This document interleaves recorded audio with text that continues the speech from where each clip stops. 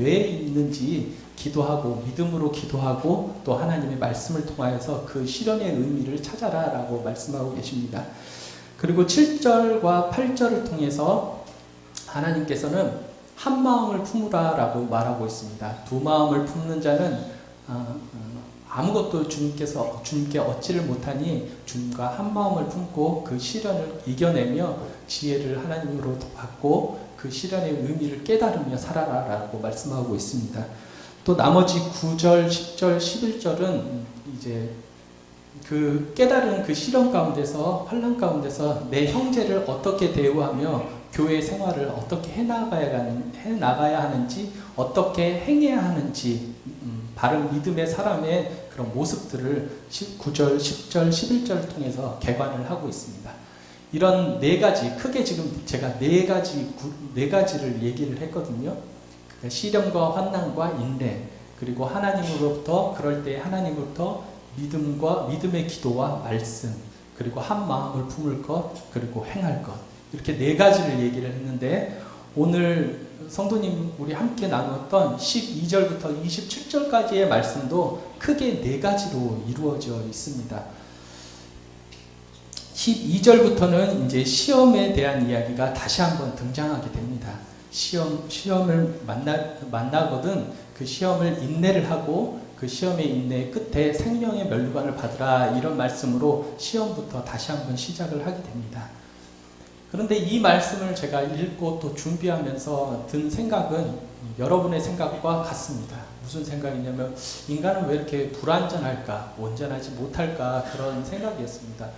하나님께서 온전한 우리의 인간을 사랑한다면 온전한 모습으로 만들어 주셨더라면 이런 시험과 시련도 우리에게 없으실 것인데 왜 이렇게 불완전한 모습으로 우리 인간을 만드셨을까? 그래서 남들과 다른 시험 속에서, 환난 속에서, 시련 속에서 나는 왜 이렇게 힘들어하는 것인가? 이런 질문을 해보게 됩니다.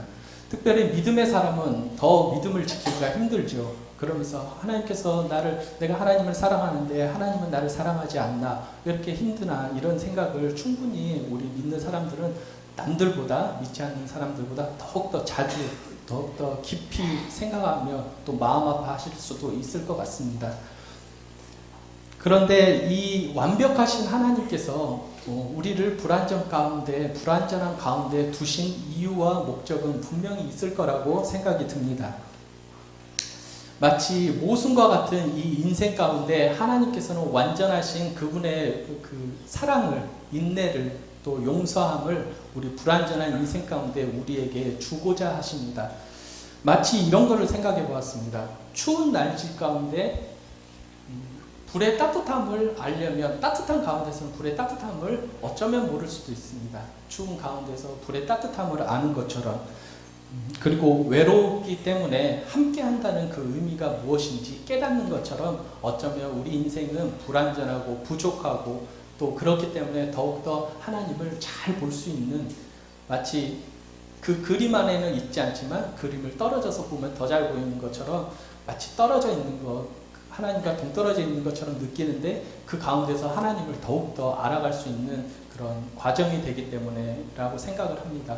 불완전한 인생이라고 또 시험과 환난 가운데 있다고 걱정하지 마십시오. 오히려 인내하시고 우리를 끝까지 사랑하시는 하나님의 사랑을, 그래서 종국에는 하나님이 정말로 내 인생을 사랑했구나, 그런 사랑의 고백이 내 입속에서도, 내 마음속에서 터져나오는 그 순간까지 하나님 끝까지 우리 놓지 않고 사랑하실 것이고, 우리 또한 그 믿음을 가지고 끝까지 인내하며 이런 신앙의 인내의 경주를 끝까지 완성할 것이라고 믿습니다.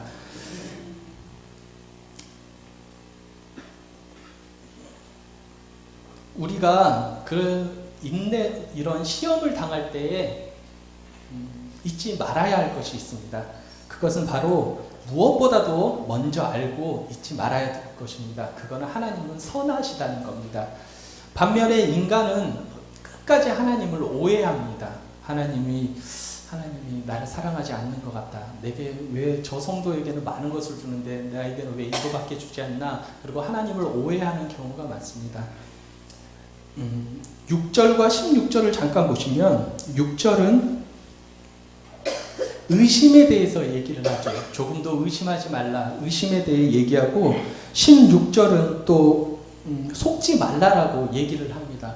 우리는 무엇을 의심하며 무엇을 속습니까?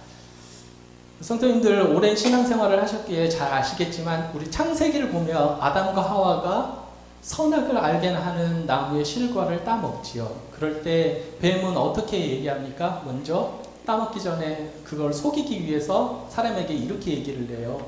하나님께서 정녕 이 선악 여기 있는 동산에 있는 모든 나무들을 모든 과실들을 먹지 말라고 하시던 이렇게 묻습니다. 그러니까 뭔가 오해하고 하나님 모든 것을 주시는 분인데 왜 저거는 안 주셨을까? 이런 생각을 하게끔 만듭니다. 사실은 안 준 이유가 있었죠. 안 준 이유가 있었는데 우리들은 왜 하나님은 안 주셨지? 라고 생각을 하며 하나님의 그 주지 않으심에 대해서 오해를 하게 됩니다. 하나님은 안 주는 게, 안 받는 게 오히려 복인데 그거를 오해하게 됩니다. 그리고 종국에 가서는 어떻게 합니까? 하나님께서는 그 선악을 알게 하는 과실을 먹으면 죽는다 라고 분명히 얘기하셨는데 성경을 천천히 살펴보십시오. 마귀들은 그 선악을 알게 하는 과실을 먹어도 안 죽는다 이렇게 얘기를 합니다. 인간은 어떤 데에 대해서 어떻게 해서 그 시험에 걸려들게 됩니까? 바로 하나님을 오해하는 거예요. 하나님께서 왜 저걸 안 주셨지? 라고 생각하면서 오해를 하게 되는 거예요. 하나님을 오해하지 않기를 바랍니다. 하나님은 가장 좋은 것으로 우리에게 입혀주시고 채워주시길 원합니다. 우리는 그 모습을 어디에서 살펴볼 수 있냐면 바로 예수 그리스도의 모습에서 살펴볼 수 있습니다. 하나님은 우리를 사랑하셔서 자기의 아들을, 당신을 아낌없이 주십니다. 아낌없이 십자가에 못 박으시며 우리의 모든 죄를 다 주시며 우리를 가장 선한 것으로 채워주시며 인도하시는 분입니다. 그 예수님의 모습은 제자들을 때로는 책망하시기도 했고 제자들을 혼내기도 하셨지만 끝까지 사랑하셔서 제자들을 위해서 십자가를 지신 그 아버지와 같은 모습을 우리는 살펴볼 수 있습니다. 하나님께서는 우리의 아픔을 모르시는 분이 아닙니다. 우리의 모든 아픔을 함께 하시는 분입니다. 그 하나님께서 광야에 이스라엘 민족과 늘 동행하셨던 하나님임을 잊지 마시길 바라고, 또 우리는 계약을 파기해서 바벨론으로 포로로 이끌어갔지만 하나님께서는 당신의 언약에 충실하셔서 믿는 자들을 끝까지 사랑하시고 남겨주시고 이끌어셔서 하나님의 백성을 삼으신, 하나님의 나라를 삼으신 믿을만한 믿부신 분임을 우리 인식해야 할 것입니다. 우리는 시험의 과정을 겪으면서 모든 고통을 혼자 진 것처럼 아프고 억울하고 원통해하지만 앞서 얘기했듯이 하나님은 우리의 아픔을 모르는 분이 아니시며 그 인생 가운데 함께 걷고 계시고 그리고 그분의 영광으로 우리를 거룩한 존재로 만들어 가십니다. 다른 무엇이 아닌 그분을 사랑하는 자들, 어떠한 시험 속에서도 그분을 사랑하는 자들을 우리를 그런 자로 만들어가고 계십니다. 이 하나님께서 당신을 사랑하는 자들에게 주신 것이 있어요. 그것은 믿음, 그리고 시련, 그리고 생명의 면류관입니다. 하나님께서는 시험과 환난, 물론 시험과 환난의 의미를 우리가 오해하는 경우가 있는데 시험과 환난은 넘어지라고 주는 거죠. 마귀가 마치 우리들을 시험했던 것처럼 그게 시험이거든요. 넘어지게 하는 거예요. 그런데 하나님께서는 우리에게 시련과 시험을 주실 때 그 시험은 또 다른 시험이에요. 그 넘어지게 하는 시험이 아니라 오히려 더 완벽하게 하고 세우게 위한 그런 시험입니다. 그래서 하나님께서는 우리를 그냥 내버려 두고 그 시험을 주지 않으십니다. 먼저 믿음이라는 것을 먼저 주십니다. 하나님께서는 우리에게 믿음을 선물로 주시고 그런 다음에 능히 그 시험을 이기고 감당할 만한 그런 능히 그 시험들을 이기고 감당할 만한 그런 여건들, 조건들을 이미 허락해 주신 후에 그런 인내의 과정을 겪게 하십니다. 너희는 그 은혜에 의하여 믿음으로 말미암아 구원을 받았으니 이것은 너희에게서 난 것이 아니요 오직 하나님의 선물이라. 그 은혜에 의해서 믿음으로 말미암아 구원을 받는다고 합니다. 하나님의 선물이라고 합니다.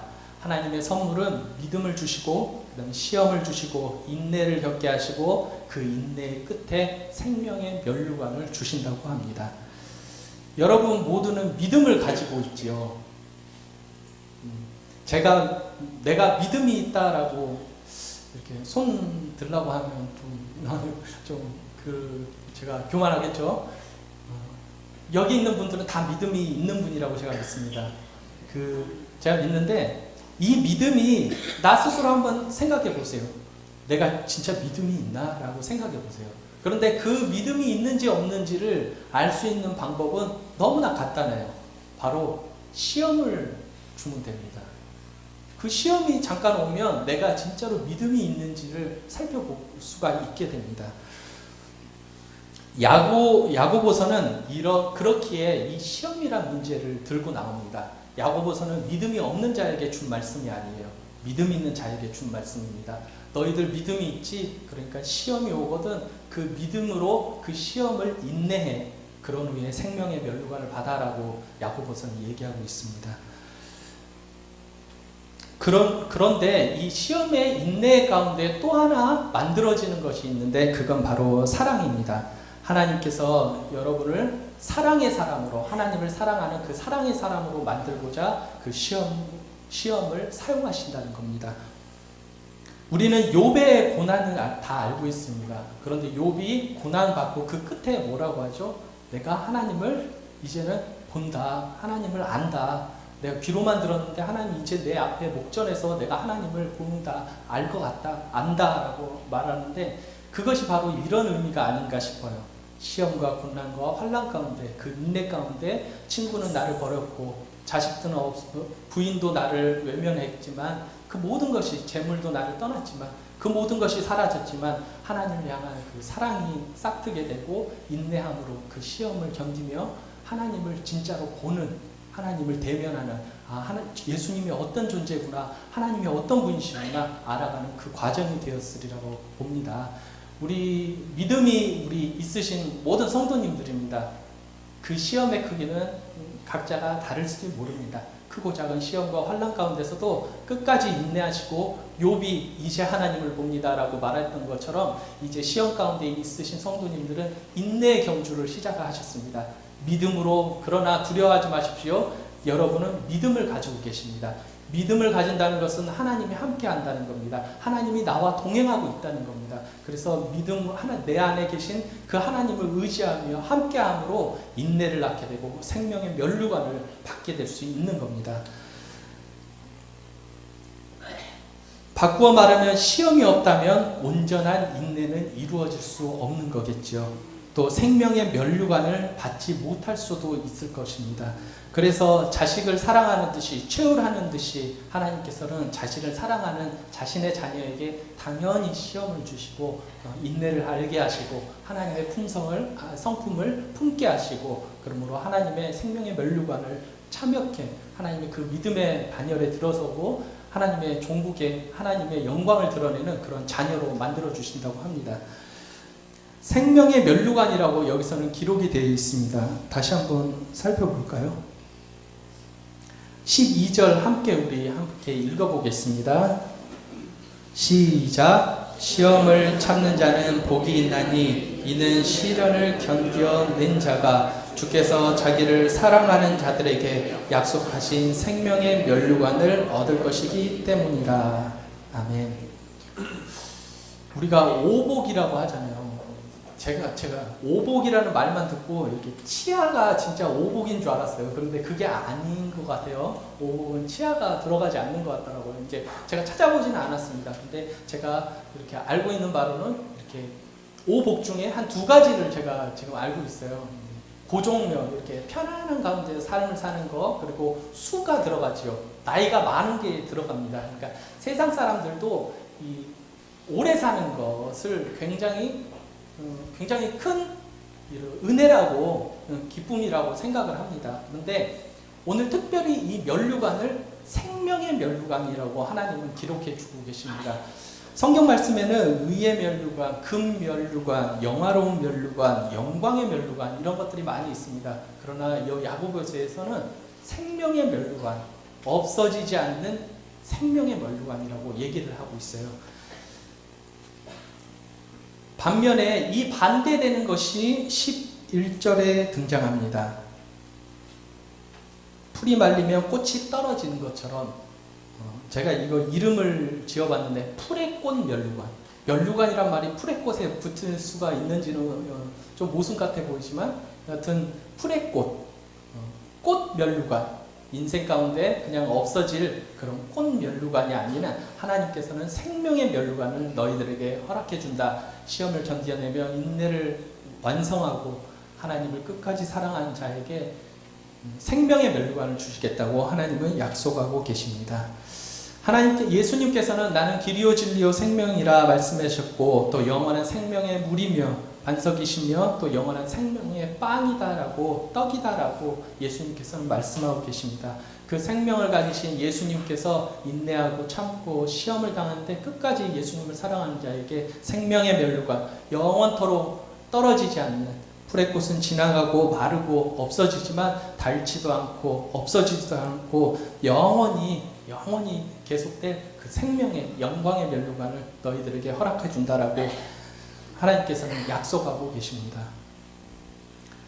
저도 예전에 이제 세상에 산다는 표현이 좀 그런데 세상에 이제 있었을 때 이제 성공을 하고 싶어 했어요. 그러니까 굉장히 이제 성공한다는 얘기는 자기를 드러낸다는 거잖아요. 높아진다는 거잖아요.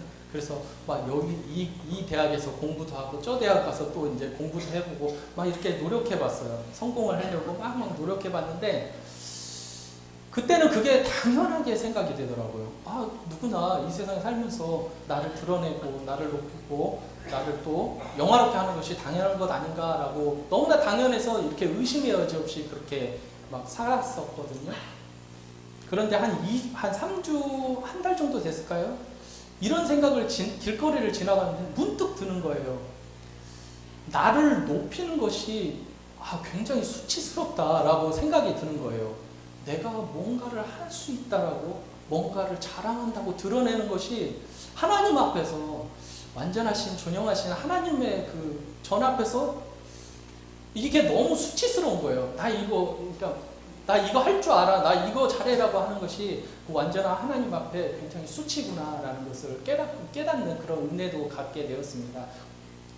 여기 있는 성도님 혹시 그런 분이 혹시 계시다면 나를 드러내놓고 하나님 앞에 내가 높아지려고 애쓰며 나의 재물, 나의 지식, 나의 무언가를 드러내려고 하는 사람은 이런 나중에 하나님께 수치를 당할 것 같아요. 그러니까 그 모든 것들이 하나님으로부터 은혜임을 깨닫고 하나님께 마땅히 올려드리는 그런 겸손한 그런 성도님들이 모두 다 되시길 바랍니다.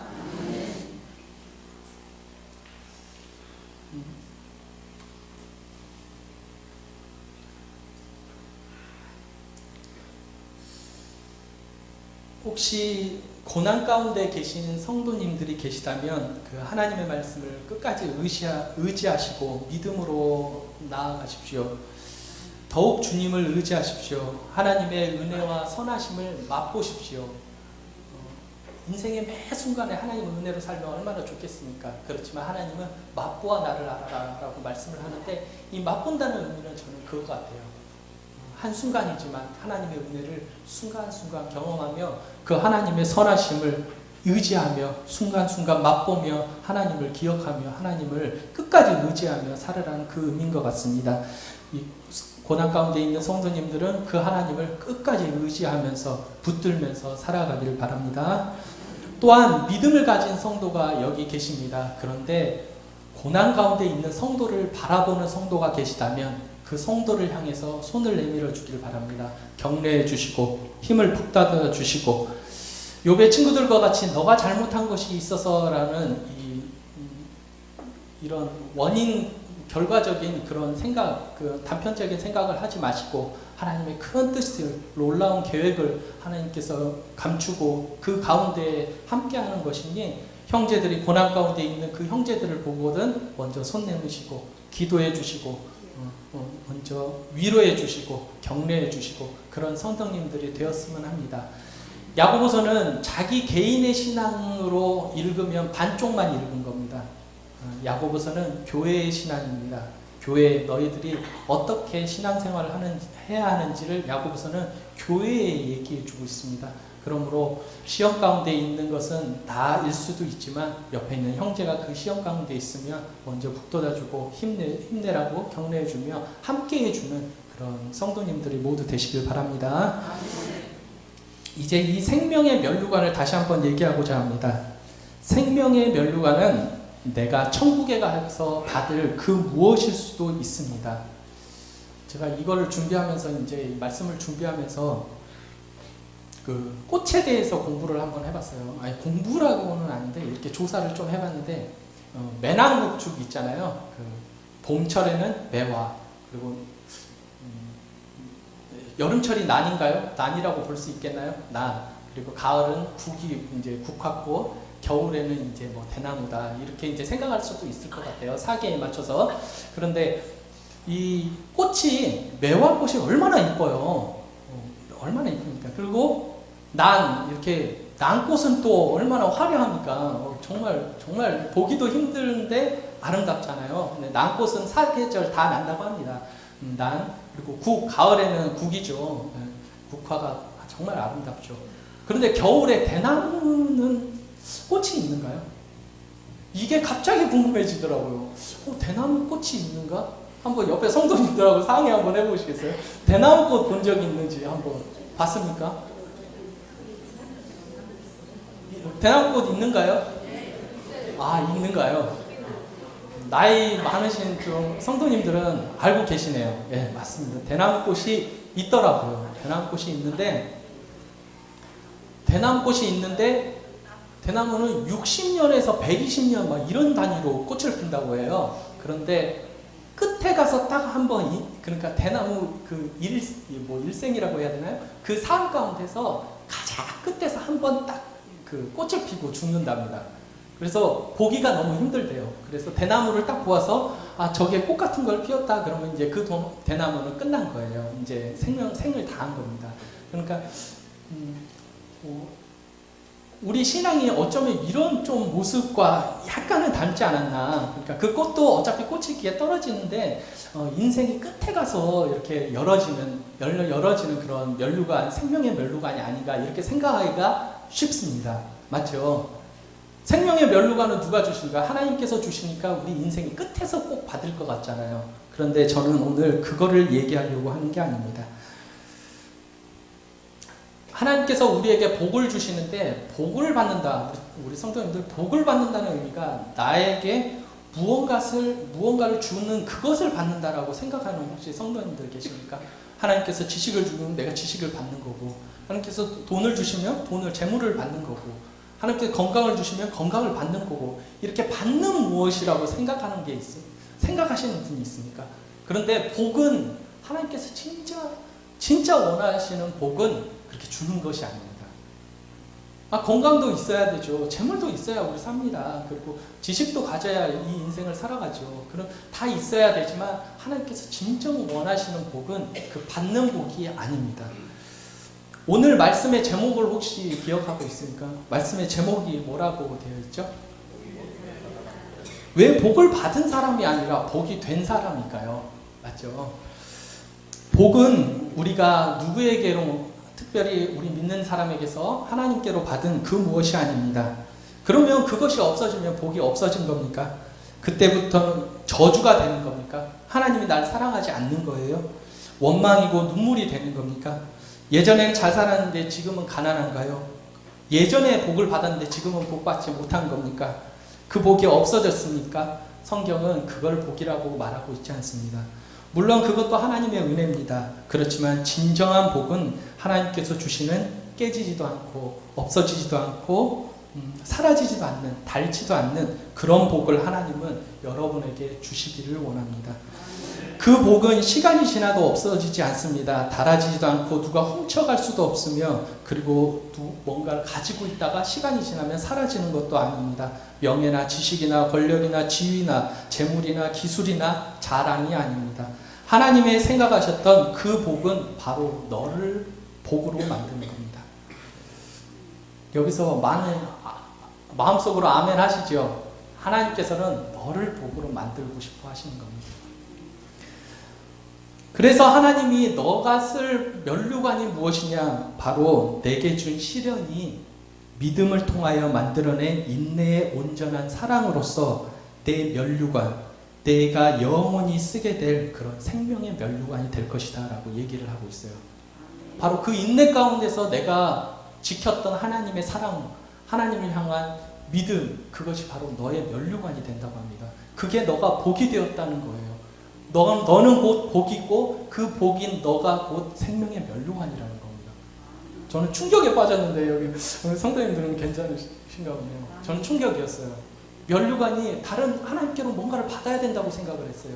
그런데 지금 이 순간 너가 견뎌내고 하나님을 사랑하는 그 마음이 하나님으로부터 받는 너의 생명의 면류관, 영원히 닳아지지 않는 그 면류관이야 라고 하나님은 얘기하는 겁니다. 그래서 옆에 있는 성도님들이 이미 그 생명의 면류관을 쓰고 있는 그런 성도님도 계실 겁니다. 그 시련과 인내 가운데서 하나님을 끝까지 사랑하는 그 믿음이 벌써 생명의 면류관을 쓰고 있는 성도님들이 이미 계시다는 거예요. 마치 예수님께서 그 끝날 때가 아니어도 천국을 볼 자가 있느니라라고 말씀하셨던 것처럼 그 생명의 면류관, 복된 나를 바라보는 그런 성도님들이 여기에 계실 줄을 믿습니다. 너는 복이 될지라. 얼마나 멋있는 말씀입니까? 창세기 12장 1절부터 3절까지를 제가 한번 읽어 들어볼게요. 여호와께서 아브라함에게 이르시되 너는 너의 고향과 친척과 아버지의 집을 떠나 내가 내게 보여줄 땅으로 가라. 내가 너로 큰 민족을 이루고 내게 복을 주어 내 이름을 창대하게 하리니 너는 복이 될지라. 너를 축복하는 자에게 내가 복을 내리고 너를 저주하는 자에게는 내가 저주하리니 땅의 모든 족속이 너로 말미암아 복을 얻을 것이라 하신지라. 아멘. 아브라함을 하나님께서 하란에서 가나안으로 데리고 나오실 때 아브라함에게 하신 말씀입니다. 너무나 멋있죠. 하나님은 멋진 분이십니다. 하나님은 그 고향에서 떠나라라고 얘기를 합니다. 떠나면 하나님께서 이건 명령이에요. 떠나라라고 얘기를 하는데 하나님께서는 내가 책임져 줄 만한 내가 책임을 져줄 만한 능력이 내게 있고 내가 너를 끝까지 함께 할 거야. 그러니까 떠나라고 하나님께서는 당당하게 명령하실 수 있는 겁니다. 그리고 또 하나님께서는 너는 복이 될 거야. 너는 복이야 라고 하나님께서 명령을 합니다. 너는 복이 될지라 그러면 미래형으로 생각하기 쉽죠. 나중에 내가 복이 되나 보다 이렇게 생각하기 쉬운데 너는 복이 될지라 라고 하는 것은 하나님의 명령입니다. 하나님께서 너는 이제부터 복이야. 너는 복이니까 나중에가 아니라 지금부터 이제 나중에 종국의 완성을 너가 볼 것인데 지금부터 너는 복이야 라고 하나님은 얘기하고 있는 겁니다. 제가 좋아하는 성도님이 한 분 계시는데요. 물론 이제 다 저를 좋아합니다. 그런데 특별히 좋아하는 성도님이 한 분 계시는데 그 성도님이 이런 말씀을 하셔요. 어느 날 이제 열심히 일해가지고 직분을 받습니다. 맞는가요? 우리 이제 임직식도 얼마 안 남았는데 열심히 일해가지고 직분을 받습니다라고 얘기를 하면서 그런데 하나님이 또 직분을 주신 다음에 일시키는 그런 분도 계십니다라고 얘기를 하세요. 그러니까 그 말이 무슨 뜻인가라고 이렇게 많이 이제 생각을 했는데 그 말이 맞는 것 같아요. 이렇게 집사님들 보면 직분을 받으니까 더 열심히 하시는 그런 분들이 보입니다. 예전에는 좀 이렇게 교회에서 많은 활동을 안 하시다가 이제 직분을 받으니까 더 열심히 봉사하시고 헌신하시는 그런 분들도 계세요. 그래서 열심히 일하셔가지고 하나님께 직분을 받으시는 그런 분도 계시고 직분을 받은 후에 열심히 일하시는 그런 분들도 계십니다. 저는 그 성도님의 말을 오늘 아브라함을 부르시는 하나님의 모습에 생각을 해봤습니다. 하나님께서는 미쁘고 의로우시며 그분이 하신 말씀에 신실하십니다. 반드시 뜻을 이루시는 분이기에 그분은 미리 하신 말씀이지만 미래에 반드시 이루어질 것임을 알기 때문에 그 말씀을 하고 계십니다. 우리가 지난주 말씀에 우리 강도사님께서 말씀해 주신 그 말씀도 우리가 기억하지만 하나님께서는 실현하시는 분이 아니에요. 모든 것은 사라지다 없어지겠지만 하나님의 말씀은 영원히 살아계셔서 그 말씀에 언약을 맺어주시고 그 언약대로 이루시는 분이 바로 하나님이십니다. 하나님께서는 아브라함을 부르시고 너는 복이 될지라 라고 말씀하셨습니다. 이는 다시 말해 너는 이미 복이다 라고 결과를 알려주는 그런 선언과도 같습니다. 그래서 아브라함은 그 말씀을 하나님께서 주신 믿음을 가지고 그 말씀을 기억하며 본토 아비집을 떠나서 가나안 땅으로 그 믿음의 여정을 출발할 수 있었던 겁니다. 우리는 모두 아브라함이 어떤 복을 받았는지 알고 있습니다. 그는 하나님을 믿었고 예수님을 바라보고 믿음의 온전한 선진이 되었습니다. 그의 인생에 많은 시련과 어려움이 있었지만 그 시련과 어려움은 이미 하나님께서 복이 되라 명령하신 그 자신을 바라보며 또 자신에게 주신 그 믿음을 의지하며 나아갔기에 그 시련과 시험이 인내로 결실하여서 생명의 면류관을 받을 수 있었던 겁니다. 바로 여기에 하나님의 모든 계획하심이 있습니다. 성경에 나온 모든 인물들이 시험과 시련을 당합니다. 우리 요셉의 고난도 알고 있죠. 그 시험과 시련을 당하는데 그거는 하나님께 주신 믿음으로 능히 이겨낼 수 있고 또 더 아름다운 결과로 나아갈 수 있는 겁니다. 그래서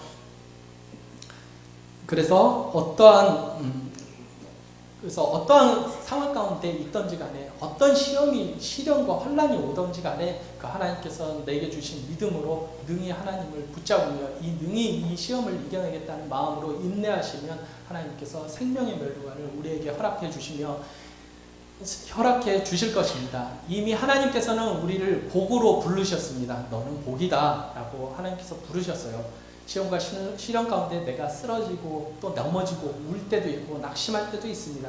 그렇지만 하나님은 너는 복이다라고 말씀하셨기에 하나님께서는 그 결과의 끝까지 이미 바라보시는 하나님이시기에 이미 알고 계시는 하나님이시기에 하나님은 그 모든 과정을 이끄실 것이며 결국에 완성의 모습으로 생명의 면류관으로 우리들을 채워주실 것입니다.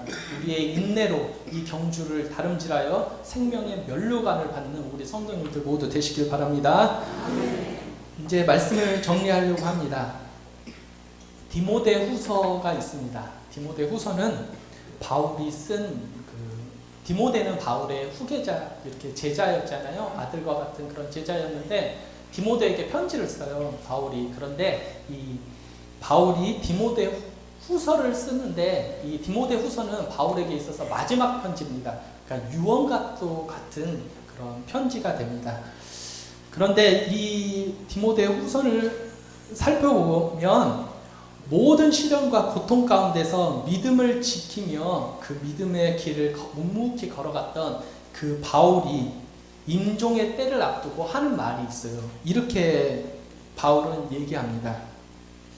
이제 후로는 나를 위하여 의의 면류관이 예비되었으므로 주 곧 의로우신 재판장이 그날에 내게 주실 것이며 내게만 아니라 주의 나타나심을 사모하는 모든 자에게 도니라. 아멘. 바울은 이미 그 시련을 다 인내하며 겪었습니다. 그러면서 바울은 그 생명의 면류관을 당연히 하나님께서 주실 것을 알고 있었어요. 시험과 낙심 가운데서도 하나님을 끝까지 의지하는 그 바울의 모습들을 우리가 배워야 할 것입니다. 오늘 말씀을 통해서 하나님께서는 믿음을 먼저 주신 후에 시련을 주심을 살펴보았습니다. 또한 그 시련을 이겨낼 수 있는 인내를 이루어 나가시되 혼자 버려두지 않으시고 그 과정을 함께 하심도 살펴보았습니다. 그 시련 가운데 지혜가 필요하면 후히 주시는 분이시며 각양 좋은 은사와 온전한 선물을 위로부터 내려주시는 분입니다. 진리의 말씀을 주시며 우리를 지혜롭게 하셔서 이해할 수 없는 고난의 의미까지도 깨닫게 해주십니다. 또한 그분과 한마음을 갖게 하시며 그분의 의를 이루게 하십니다. 그리하여 결국은 너가 곧 생명의 면류관이다. 너가 곧 복이다. 너가 곧 생명의 면류관이다. 이거를 말씀해 주고 계십니다. 너가 끝까지 날 사랑했음이 너의 생명의 면류관이 될 것이니 그 길에 힘을 내라고 하나님께서 말씀하고 계십니다. 내가 너를 지명하여 부른 너는 복이니 그 길의 완성을 내가 이룰 거다. 하나님께서 이룰 거다라고 하나님은 약속을 주고 계십니다. 이제 복이 된 성도님께서, 성도 여러분께서는 그 좋은 하나님을 끝까지 의지하며 어떠한 시험과 환난 가운데서도 인내하시며 생명의 면류관이 내가 그 달려가는 그 길이다라고 생각하시며 이미 복으로 나를 불러주신 하나님께서 책임져 주실 거다라는 믿음과 함께 끝까지 인내하시며 나아가는 우리 믿음이 있는, 그래서 생명의 면류관으로 영원토록 빛날 우리 성도님들 모두 되시길 바랍니다. 기도하겠습니다.